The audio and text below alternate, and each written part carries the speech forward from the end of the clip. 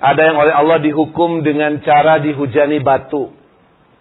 Seperti yang menimpa Haman.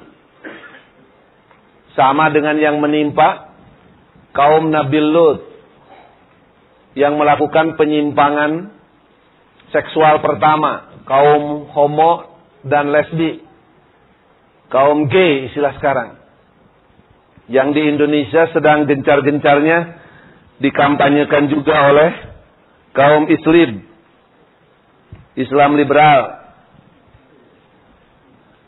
Mereka sedang berusaha agar Indonesia memiliki undang-undang yang mengesahkan pernikahan sejenis. Lelaki menikah dengan lanang, perempuan dengan wadon. Jeruk minum jeruk. Indonesia ini rupanya didorong untuk mengikuti 3 negara di Eropa yang sudah memiliki undang-undang yang mengesahkan pernikahan sejenis, yaitu Belgia, Belanda, dan Spanyol.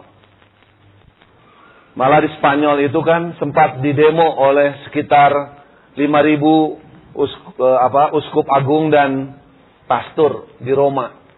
Tapi tetap saja disahkan oleh majelis rendah itu. Malah menurut BBC London, di Spanyol saat ini sudah ada 5.000 pasangan homo dan lesbi antri mau menikah. Ini saya baca tahun 2004 kan ada jurnal Justisia dari Fakultas Syariah IAIN Wali Songo Semarang. Di covernya tertulis indahnya kawin sejenis. Di sana disebutkan hanya orang primitif yang melihat perkawinan sejenis sebagai sesuatu yang abnormal dan berbahaya. Bagi kami, kata kaum Islam itu, tiada alasan kuat bagi siapapun dan dengan dalih apapun untuk melarang kawin sejenis. Tuhan pun sudah maklum bahwa proyeknya menciptakan manusia sudah berhasil, bahkan kebablasan. Malah si M. Hodibul Adib, pimpinan jurnal tersebut, menulis artikel Agama Peduli Homo, membebaskan kaum homo dari penindasan agama. Si Hodibul Adib mengatakan pengharaman nikah sejenis adalah bentuk kebodohan umat Islam generasi sekarang.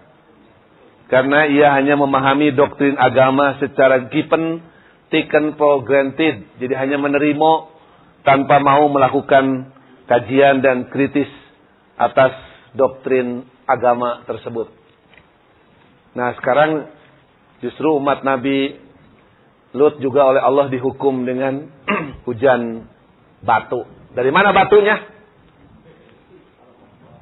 Di surat Hud ayat 82 disebutkan, falamma jaa amruna, tatkala datang keputusan kami, ja'ana 'aliyaha safilaha, aku jadikan tanah yang asalnya di atas jadi di bawah, wa amtarna 'alaiha hijaratan min sijilin mandudin, kemudian aku hujani mereka dengan batu yang berasal dari lumpur yang panas yang turun secara bertubi-tubi.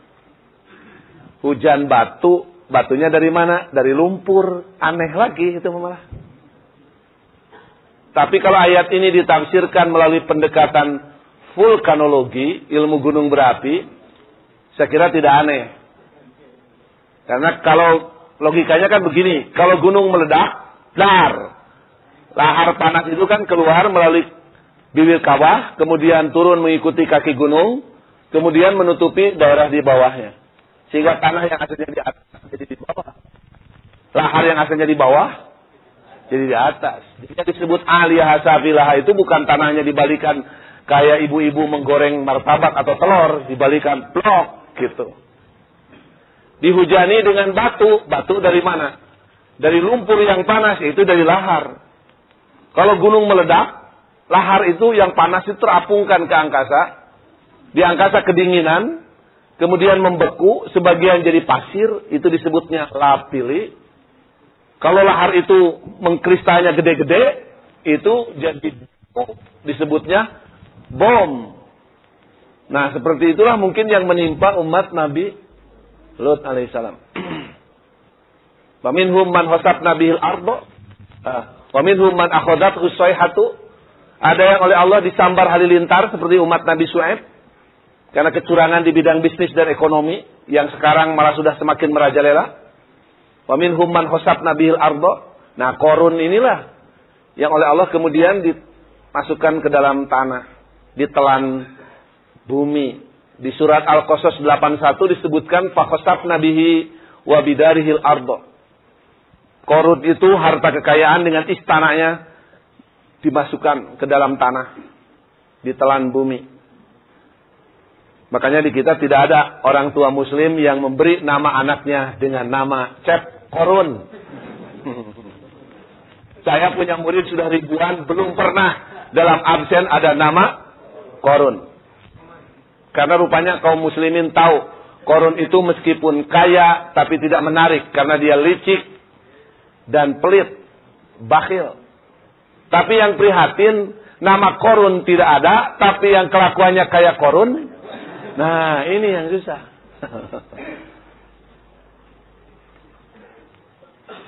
Di pinggiran kota Kairo di Mesir itu ada sebuah danau kecil. Airnya tidak pernah kering.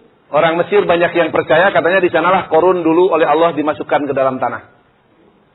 Di mana? Di Kairo, Mesir. Makanya aneh, dulu kita punya menteri agama cari harta Qarun di Bogor.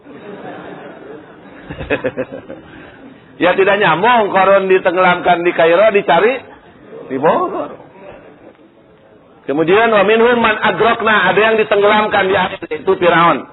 Jadi ketiga tokoh yang disebut tadi yang takabur itu Qarun, Firaun, Haman, disebut di ujung ayat tadi wa makanu sabiqin. Ketiga-tiganya tidak ada yang luput hukuman Allah karena istakbaru, mengikuti penyakit dosa pertama yang dilakukan oleh iblis. Qarun dimasukkan ke tanah, Firaun ditenggelamkan di Laut Merah, ya dengan dibelahnya laut oleh tongkat Nabi Musa. Ada di surat Yunus antara lain ayat 90 sampai 92. Saya juga katakan di Bible kita punya orang Kristen itu cerita soal Firaun ditenggelamkan itu ada. Tapi tidak selengkap Al-Quran. And the children of Israel dan Bani Israel walk upon the dry land. Berjalan itu pada tanah yang kering. Jadi ketika laut dibelah dengan tongkat mukjizat itu, bukan berjalan di lumpur, tapi tanah yang diinjek itu kering. Karena memang itu mukjizat. And the water war dan air menjadi dinding on the right hand and on the left. Di kanan di kiri itu dindingnya air.